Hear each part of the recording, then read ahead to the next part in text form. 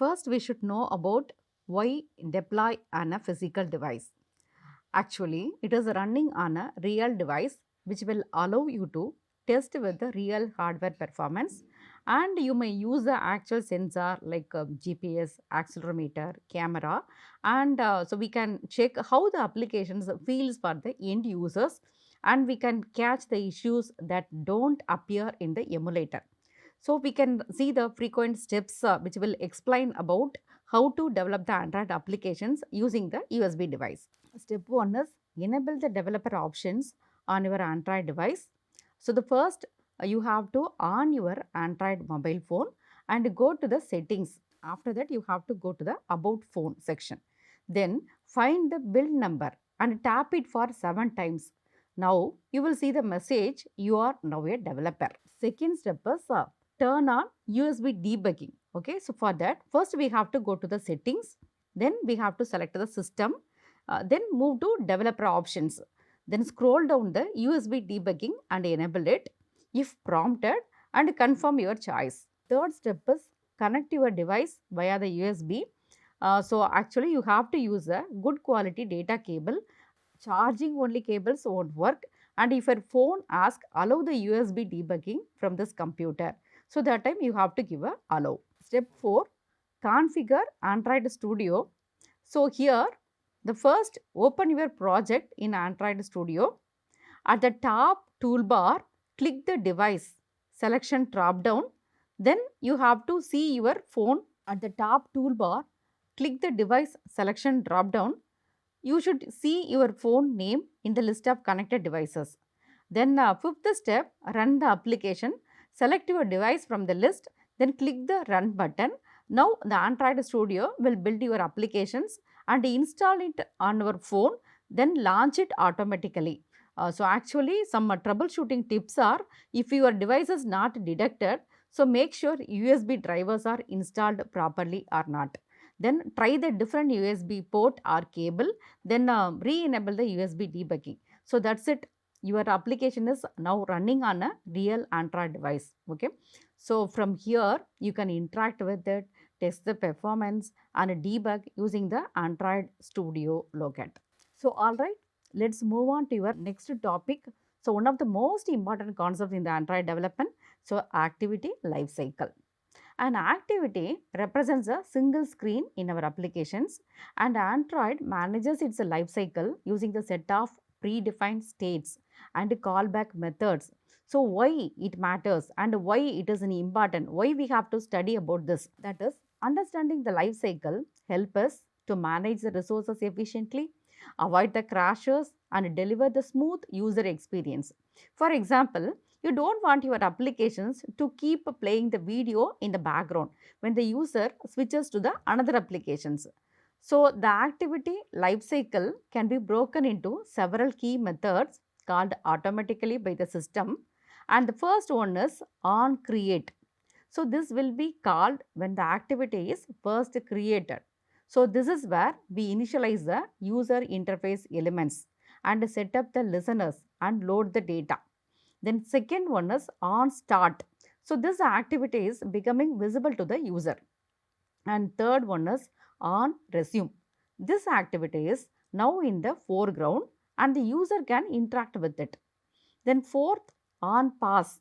This activity is still visible but about to go into the background, and it will be saved partially data here and pass the animations or videos. Next one is on stop. This activity is completely hidden and release heavy resources like a camera and GPS. Next one, on destroy. This activity called before the activity is destroyed and the final cleanup happens here. You can see the life cycle diagram provided by the Android. So notice how the activities can move forward or backward or between the states depending on your user actions and the system events. In terms of Kotlin, you are override these methods in your activity class. For example, inside the main activity.xml, you might write the overridden fun like or create or saved instance state bundle. So this will define what happens when the activity starts. So Mastering the activity lifecycle is like learning the rhythm of your application's heartbeat. It ensures everything runs smoothly from the moment the user opens the applications to when they close it. Next, we will move on to the understanding activities. So, now let's take a closer look at what an activity is in Android development. So, an activity represents a single screen in our application user interface. Think of it like a page in a book, and each page has its own content and the user flips between them. In technical term, the activity is a subclass of activity class, and in most modern Android applications, we extend app compat activity to get the compatibility features. Activities control how the screen is displayed, handle the user interactions, and can start other activities to show the different screen. Actually, we'll consider the example scenario like imagine we are building a recipe applications. So here home screen that lists the recipes is the one activity. So when you click on the recipe, the detailed review is another activity. So if you tap to watch the cooking video, the video player may get another activity.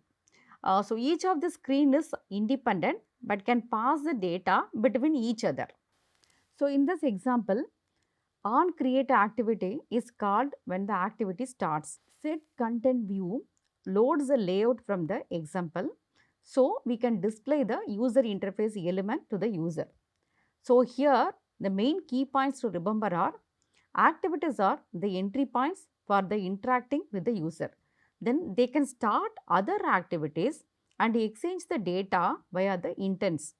And each activity has its own life cycle and managed by the Android system. So, an activity is essential the stage where all the user interactions happen. So, next we'll look at the activity life cycle to understand how the screens are created and how the screens are passed, resumed and destroyed. Now that we understand the activities, let's explore one of the key tools that helps them communicate. So, the intent object, the intent is basically a messenger in the Android. It tells the system what you want to do and can also carry the data along with it. So, what is intent actually? In simple terms, the intent is used to start the activities, services, or send the broadcast. Mainly, so we have two different types of intents. First is explicit intents. So, this is used to specify the exact component to start. And the second is implicit intent. So, this kind of the intents tell the system the type of action you want and Android decides which component can handle it. Here, we'll see about the simple example for explicit intent. We are telling the system to open the detail activity, and we are also sending the extra data, the recipe name, using the put extra activity. When the detail activity starts, it can read the data using get string extra activity method. So in this case, we didn't name a specific activity. We said, hey Android, I want to view this URL. So now the system will find an applications that can handle it. So most likely the browser.